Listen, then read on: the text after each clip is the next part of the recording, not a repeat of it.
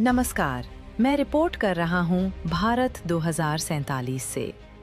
आज प्रधानमंत्री ने देश के लिए एक बहुत बड़ा और संवेदनशील फैसला लिया है, धर्म को लेकर। भारत पहले से ही एक धर्मनिरपेक्ष देश था, लेकिन ये बात उतनी सिंपल नहीं थी जितनी सुनने में लगती है।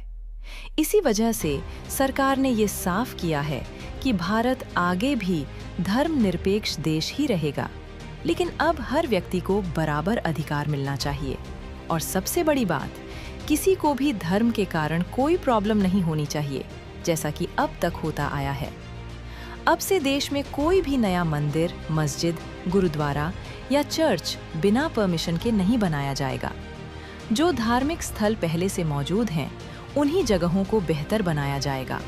उन्हें अच्छे से डेकोरेट किया जाएगा, ताकि बिना नए विवाद पैदा किए व्यवस्था को सुधारा जा सके।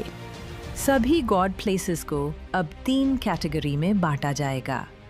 पहली कैटेगरी होगी पर्सनल रिलीजियस प्लेस, यानी किसी व्यक्ति के अपने घर या उसकी प्राइवेट प्रॉपर्टी पर बना हुआ मंदिर, मस्जिद, चर्च या गुरुद्वारा। दूसरी कैटेगरी होगी गांव, मोहल्ले या किसी एक स्पेसिफिक एरिया का धार्मिक स्थल। तीसरी कैटेगरी होगी नेशनल या इंटरनेशनल लेवल के धार्मिक स्थल, जैसे वैष्णो देवी टेम्पल या Jagannath ji temple.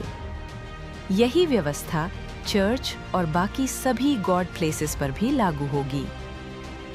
Personal religious place के लिए सरकार की तरफ से ज्यादा प्रावधान नहीं होंगे, क्योंकि सरकार के लिए वो उसी व्यक्ति का घर माना जाएगा जिसने वो धार्मिक स्थल बनवाया है। उस धार्मिक स्थल की पूरी जिम्मेदारी भी उसी व्यक्ति की होगी। उसकी देखरेख, साफ सफाई और कानून से जुड़ी सारी जिम्मेदारी। गांव या मोहल्ले के जो मंदिर, मस्जिद, चर्च या गुरुद्वारा होंगे, उनके लिए कुछ स्पष्ट नियम बनाए जाएंगे। हर ऐसे धार्मिक स्थल के लिए मिनिमम 50 लोगों की एक टीम होना जरूरी होगा, जिसमें हर व्यक्ति का रोल अलग-अलग तय होगा।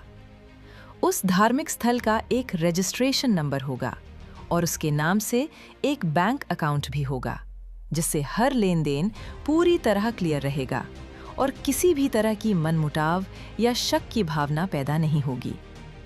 गवर्नमेंट का उस पैसे पर कोई अधिकार नहीं होगा जो धार्मिक स्थलों में चढ़ाया जाएगा। उस पैसे का उपयोग कैसे होगा, ये फैसला वही 50 लोग मिलकर करेंगे। यही नियम बड़े बड़े धार्मिक स्थलों पर भी लागू होंगे। सरकार आज के बाद किसी भी मंदिर, मस्जिद, चर्च या गुरुद्वारा के पैसे का उपयोग खुद नहीं करेगी, लेकिन ये जरूर देखेगी कि उस पैसे का उपयोग किन कार्यों के लिए हो रहा है, जैसे एजुकेशन, हेल्थ, लंगर या सामाजिक सेवा। अब से सभी धार्मिक स्थलों में वीआईपी सिस्टम पूरी तरह खत्म कर दिया जाएगा। हर व्यक्ति भगवान के सामने बराबर होगा। कोई भी व्यक्ति स्पेशल नहीं माना जाएगा, चाहे वह बड़ा बिजनेसमैन हो, पॉलिटिशियन हो या उस मंदिर या धार्मिक स्थल का स्टाफ ही क्यों ना हो। भगवान की नज़र में सब समान होंगे।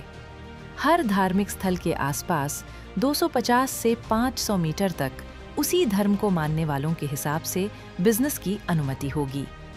खासतौर पर जिन चीज़ों की उस धर्म में मनाही है, वे वहाँ बिल्कुल भी नहीं होंगी। जैसे अगर किसी धर्म में शराब मना है, तो उस धार्मिक स्थल के 500 मीटर के अंदर शराब की सेल नहीं हो सकेगी। अगर किसी धर्म में नॉन वेज मना है, तो वहाँ नॉन वेज बेचने की अनुमति नहीं होगी। अगर किसी की शॉप पहले से उस जगह पर है, तो उन्हें या तो अपना काम चेंज करना होगा या फिर अपनी जगह चेंज करनी होगी।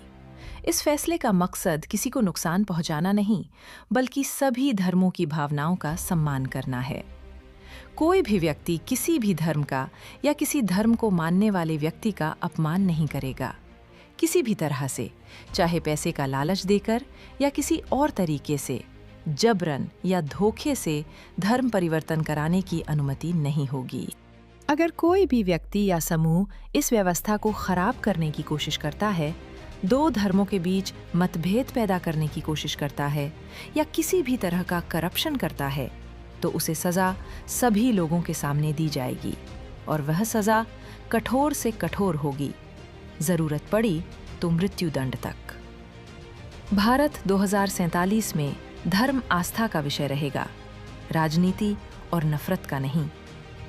ये फैसला किसी एक धर्म के खिलाफ नहीं, बल्कि पूरे देश की शांति, एकता और भविष्य को मजबूत करने के लिए लिया गया है।